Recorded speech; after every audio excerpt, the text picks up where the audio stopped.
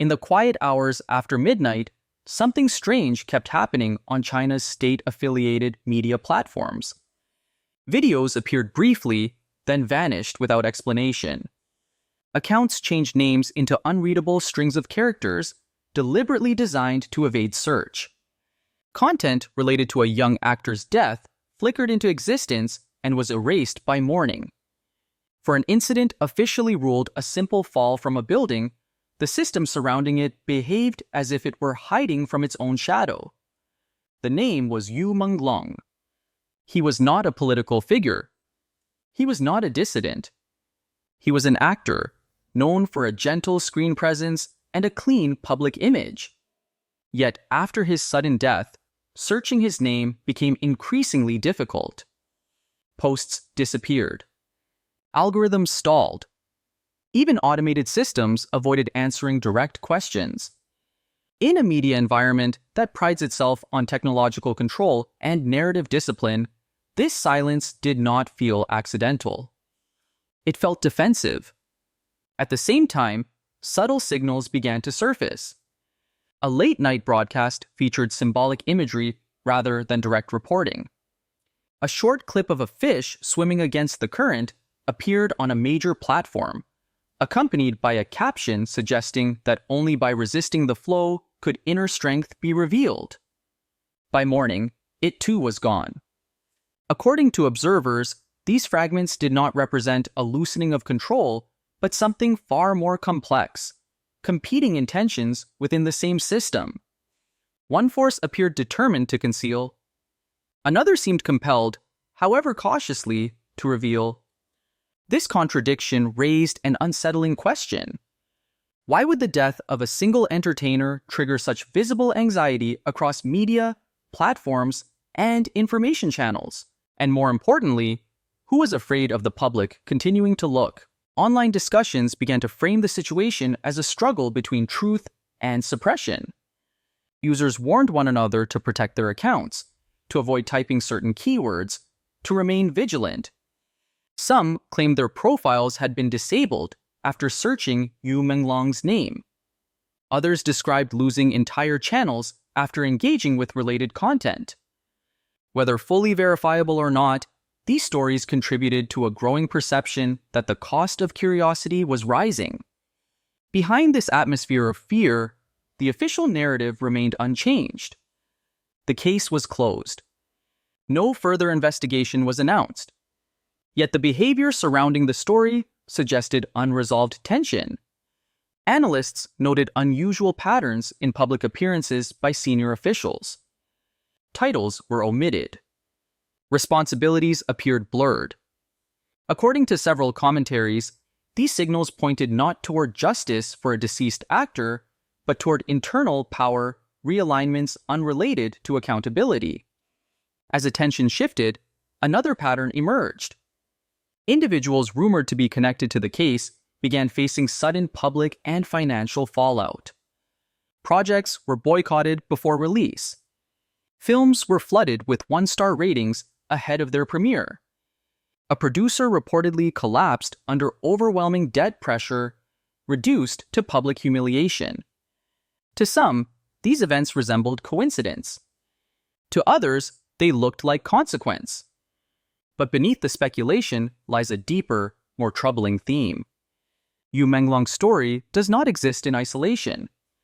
It intersects with long-standing allegations of abuse, intimidation, and enforced silence within the entertainment industry. In recent years, performers from Taiwan and elsewhere have spoken publicly about being humiliated, threatened, or coerced by powerful figures, often in rooms full of witnesses who said nothing. Fear, they explained, is not individual. It is systemic. But behind the glamour and the excuses, what mechanisms are really driving this crisis? We will analyze every detail, from the initial mistakes to the irreversible damage, to see how the entertainment world works and how an icon is redefined. If this story resonates with you, I invite you to subscribe to this channel so that our future investigations can continue to illuminate the truths that often remain hidden behind the entertainment industry's brightest lights. Share this video across every platform where voices gather, because collective awareness is the only force capable of demanding accountability. Let us stand together, not in anger, but in clarity and compassion, to ensure that what happened to Yu Menglong is never repeated. Let us raise our voices so that silence can no longer swallow the struggles of those who give so much of themselves to the world. The official conclusion surrounding Yu Menglong's death was brief and final. According to the published statement, the young actor died after falling from a building. No extended investigation followed. No public hearing was announced. No unresolved questions were formally acknowledged. On paper, the case appeared closed. Yet almost immediately, the environment around the story began to behave in a way that contradicted that finality. In the weeks following his death, China's state-aligned media and major digital platforms displayed a pattern that observers described as irregular. Content related to Yu Menglong appeared briefly during late-night hours, only to be removed by morning. Accounts associated with his name were altered, replaced by strings of distorted characters that made search nearly impossible. These were not random glitches. According to digital security analysts, such character manipulation is commonly used to evade indexing and keyword tracking, a deliberate measure rather than an error. What made this behavior striking was the context. In a tightly managed information environment, suppression is usually clean and decisive. Topics disappear quietly. Searches return nothing. In this case, however, fragments remained visible long enough to be noticed, shared, and questioned. The system appeared conflicted. Some media outlets published symbolic material instead of direct reporting. A short video depicting a fish swimming against the current was released with an ambiguous caption suggesting that true strength only emerges through resistance. According to several commentators, this was not an act of editorial freedom, but a coded signal. By morning, the video was deleted. The message was fleeting, but the implication lingered. This contradiction gave rise to a central hypothesis among analysts and online observers: the existence of competing intentions within the same power structure. One force appeared determined to conceal the case entirely. Another seemed unable or unwilling to erase it completely. Rather than transparency, what emerged was tension. Attention soon turned toward political context. Observers began noting unusual shifts in the public activity of senior security officials, particularly figures previously believed to hold significant influence within law enforcement oversight. Public appearances became sporadic. When they did occur, the language used to describe official roles appeared carefully adjusted.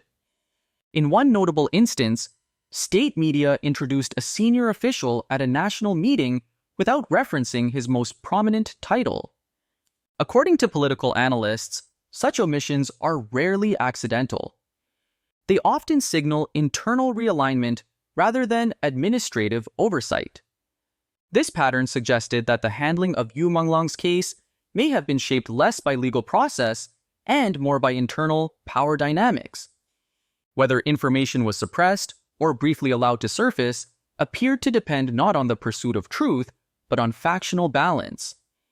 In this interpretation, the actor's death became collateral, overshadowed by struggles unrelated to accountability or justice. As this environment developed, warnings began circulating among ordinary users.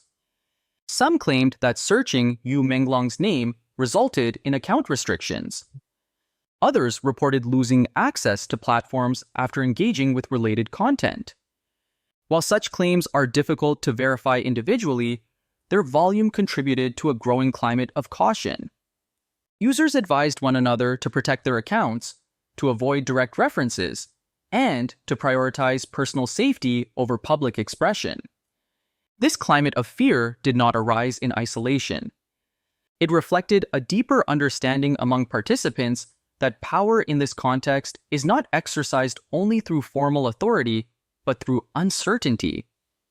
When people cannot predict the consequences of speaking, silence becomes self-enforced. The most troubling implication of this pattern is what it suggests about justice itself. If the treatment of information surrounding a death is governed by political convenience, then the outcome of the case becomes irrelevant.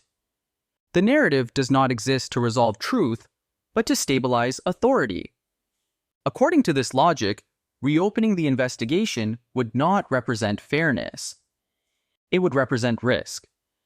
In this framework, Yu Menglong's death functions not as a tragedy to be examined, but as a variable to be controlled. The actor becomes a symbol, not of loss, but of exposure. His name triggers instability, and instability invites suppression. This analysis does not claim definitive answers. It highlights inconsistencies. It examines behavior rather than intent. What remains clear is that the system's response contradicts the simplicity of the official explanation. A closed case does not usually generate such visible anxiety. Before any discussion of consequences, boycotts, or public backlash, the root issue must be acknowledged. The controversy surrounding Yu Menglong did not begin with rumors or online speculation. It began with how power reacted to silence, and how that reaction revealed fear rather than certainty. What do you think about this? Comment Amen below so we can continue with the unfinished stories. As the discussion surrounding Yu Menglong intensified, the response did not remain confined to speculation or commentary. It evolved into a wave of public reaction that extended far beyond the original incident. This phase was marked not by official statements, but by economic pressure, reputational damage, and widespread digital retaliation. According to observers, the absence of transparency created a vacuum, and that vacuum was filled by collective judgment. One of the earliest signals was a shift in public behavior online. Users began warning one another about the risks of engaging directly with sensitive keywords. Posts circulated advising caution, urging people to protect their accounts and avoid direct searches. Some individuals claimed that their social media profiles had been restricted or removed after interacting with content related to Yu Menglong. Others described losing entire channels overnight. While these accounts cannot be independently verified in every instance, their consistency contributed to a growing perception that participation itself carried consequences. Against this backdrop, attention turned toward figures rumored to be connected to the case. The first widely discussed example involved producer Fang Li. According to online claims, he had suffered severe financial losses, reportedly amounting to 84,000 renminbi in a failed profit betting agreement. What followed, according to circulated footage and commentary, was public humiliation. Fang Li was described as being forced to kneel under pressure from creditors, a moment that quickly became symbolic. Whether fully accurate or not, the image resonated powerfully. In the court of public opinion, it represented collapse, submission, and exposure. This incident gained further traction because of its perceived connection to the entertainment industry itself. Fang Li was identified as a producer and director involved in a film featuring actor Shiji. Shortly afterward, that film became the target of coordinated online backlash. Even before its official release, it received a surge of one-star ratings across multiple platforms. According to data observed by users, the volume and timing of these ratings suggested organized participation rather than organic audience response. The boycott was interpreted in two ways. To some, it was an act of moral protest, a method of expressing dissatisfaction in the absence of formal accountability. To others, it was an example of rumor-driven punishment, where unverified claims resulted in irreversible professional damage. What remained undeniable was the impact. The film's reputation was compromised before it had the opportunity to be judged on its content. A similar pattern emerged in the case of actress Tian Hairong. Following the outbreak of controversy in September, her professional trajectory reportedly suffered a rapid downturn. Two of her film projects faced boycotts, and their box office performance was described as historically poor. One film reportedly earned approximately 500,000 renminbi after 15 days in theaters, while another was withdrawn after only 5 days. According to industry observers, such outcomes are rare and financially devastating, particularly in a market where opening momentum is critical. Public reaction to these developments revealed a sharp division. One group interpreted the events through the lens of moral causality. They spoke openly about karma, asserting that wrongdoing inevitably leads to consequence. In this view, professional collapse was not coincidental, but corrective. Another group urged restraint, emphasizing that many claims remained unproven and warning against substituting outrage for evidence. This tension reflected a broader dilemma. How does a public respond when institutions remain silent? What distinguished this media avalanche from typical celebrity scandals was its scope. The reaction did not isolate individual behavior. It extended to projects, collaborators, and affiliated platforms. In effect, the market became an enforcement mechanism. Without official investigations or transparent findings, audiences exercised the only influence available to them: withdrawal of support.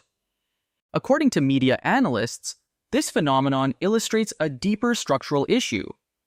When trust in institutional accountability erodes, public judgment becomes both harsher and less precise. Economic punishment replaces legal process. Reputation substitutes for evidence. Silence amplifies suspicion. Yet, it would be incomplete to describe this phase solely as reactionary. For many participants, these actions represented self-protection. In an environment where speaking directly may carry personal risk, collective economic behavior offers a form of indirect expression. Boycotts allow dissent without names. Ratings enable protest without statements. The consequences, however, are far-reaching. Careers can be dismantled before facts are established. Guilt becomes assumed rather than demonstrated. According to several commentators, this is not justice, but a symptom of its absence. The media avalanche surrounding Yu Menglong's case reveals a system under strain. When information is restricted and fear circulates, society seeks alternative ways to assert control. What emerges is not clarity, but force. This wave did not resolve the questions surrounding the actor's death. Instead, it expanded the damage outward, transforming uncertainty into collateral collapse. And as the pressure intensified, another truth became increasingly visible. The cost of silence is rarely confined to those who choose it. As public pressure intensified and reputations collapsed, the story surrounding Yu Menglong reached its darkest and most emotionally charged phase. At the center of this stage was not a rumor, a boycott, or a political signal, but an absence. The disappearance of his mother. For years, she had lived a life closely tied to her son's success, appearing at milestones and celebrations. Yet on December 10th, her birthday, she did not surface. According to acquaintances in Xinjiang, she had not returned home. No public statement was released. No confirmation of her safety was offered. Her silence triggered a wave of alarm and speculation. This absence carried legal weight. According to existing procedural standards, a formal reopening of Yu Menglong's case would require a direct family member to request it. Without her presence, the original conclusion could remain sealed indefinitely.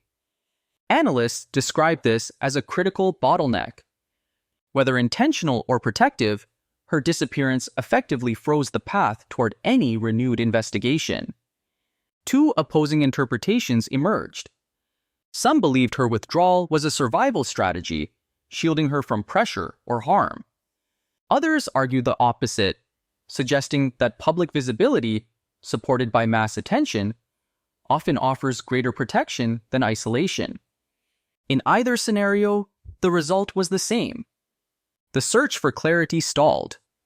At the same time, voices from within the entertainment industry began to break through the silence, shifting the narrative from speculation to testimony. Taiwanese actress Chang Hui-aswan released a video recounting an experience that reframed the discussion entirely. She described being publicly humiliated at an event organized by a major mainland production company. According to her account, a senior, widely respected industry figure openly insulted her, questioning her right to appear on stage, dismissing her appearance, reputation, and career. The situation escalated. At a private venue, in front of other artists, she was ordered to kneel. She complied under threat. Afterward, she was subjected to verbal abuse, forced to drink alcohol, and publicly degraded. Throughout the ordeal, no one intervened. Not because they did not see it, but because they were afraid. Chang explained that this experience illuminated why so many artists remained silent in cases like Yu Menglong's. Speaking out does not only challenge an individual, it confronts a hierarchy reinforced by fear. Those who resist risk becoming the next target. A similar account followed from Taiwanese actor Huang Xin-hao, who shared his experience on a local television program. He described being invited to dinner under the pretense of an audition by a high-level executive within the mainland film and television industry. Once intoxicated, he was escorted to a hotel room. According to Huang, the situation turned threatening. He reported being physically intimidated, including being menaced with hot water, before narrowly escaping by threatening to involve law enforcement. These accounts did not accuse specific institutions by name. Instead, they exposed a pattern. Abuse was not hidden. It was performed openly. Power was demonstrated through humiliation, not secrecy. Silence, in this environment, was not passive. It was enforced. According to social commentators, this is how a culture of complicity is built.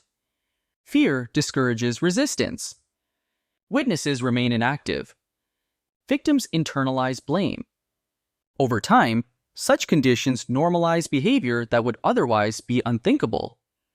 The analysis deepened when financial blogger Hu Taiping drew a historical parallel. He compared the handling of Yu Menglong's case to a high-profile fatal car accident in Beijing in 2012, involving the son of a senior political figure. At that time, rumors spread rapidly, prompting extraordinary measures to control information. Even personal accounts were accessed to deny public daki. Eventually, political consequences followed, not because of the death itself, but because the rumors destabilized internal power. According to Hu, the lesson was clear.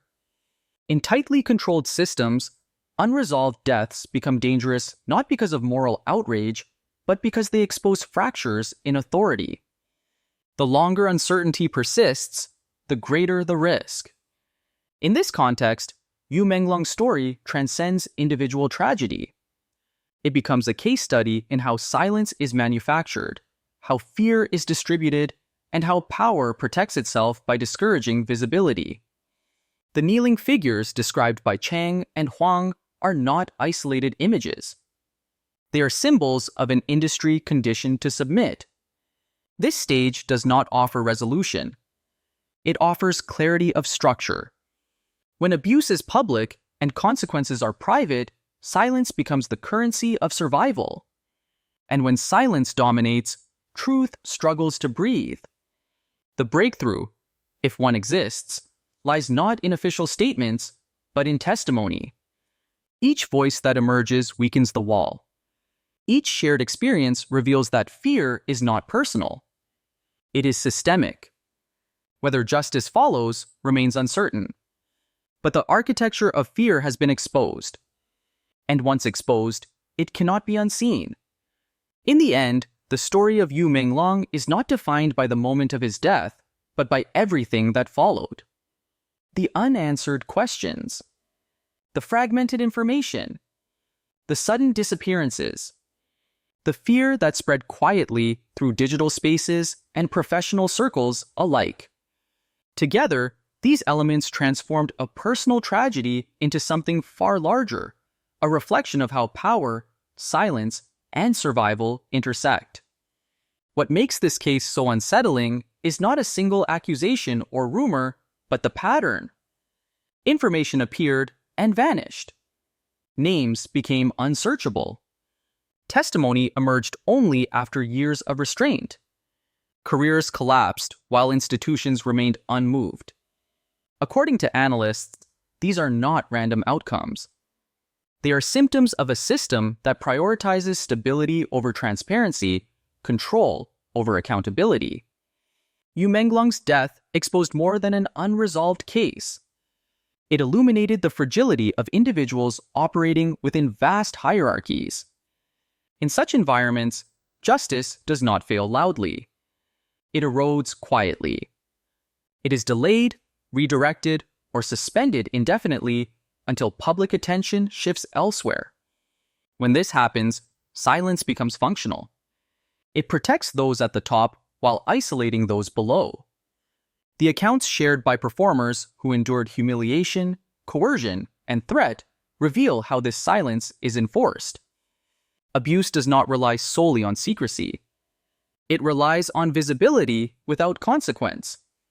When degradation happens in front of witnesses who cannot intervene, fear becomes collective. Over time, compliance feels safer than resistance. This is how systems endure, not through constant violence, but through learned submission.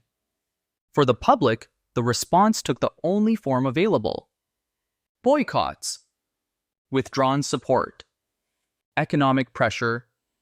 These actions were imperfect, sometimes indiscriminate, but they reflected a deeper frustration. When institutions refuse to explain, audiences attempt to balance the scale themselves. According to media scholars, this shift signals a loss of trust. When official narratives no longer persuade, public judgment replaces formal process. Yet even this form of reaction carries a cost. Reputations can be destroyed without evidence. Guilt can be assumed rather than proven.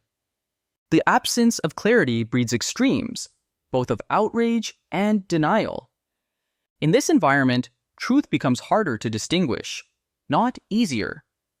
The unresolved absence of Yu Menglong's mother remains a painful symbol. Her silence, whether chosen or imposed, stands at the center of the case. Without her, the path to formal review remains blocked. With her, the risks may multiply. This dilemma captures the essence of the crisis. Visibility can bring protection, but it can also invite harm. There are no safe options, only calculated ones. Ultimately, this story is not about one industry, one country, or one individual. It is about the universal tension between power and vulnerability. About how systems respond when their authority is questioned. About how fear travels faster than truth, and how silence, once normalized, becomes difficult to break. Whether justice will ever be served in Yu Menglong's case remains uncertain. But something irreversible has already occurred. The structure has been seen. The pattern has been named. And once people recognize how silence is built and maintained, it loses part of its strength. The question that remains is not only what happened to Yu Menglong, but what happens next when more voices decide that silence is no longer an acceptable price for survival.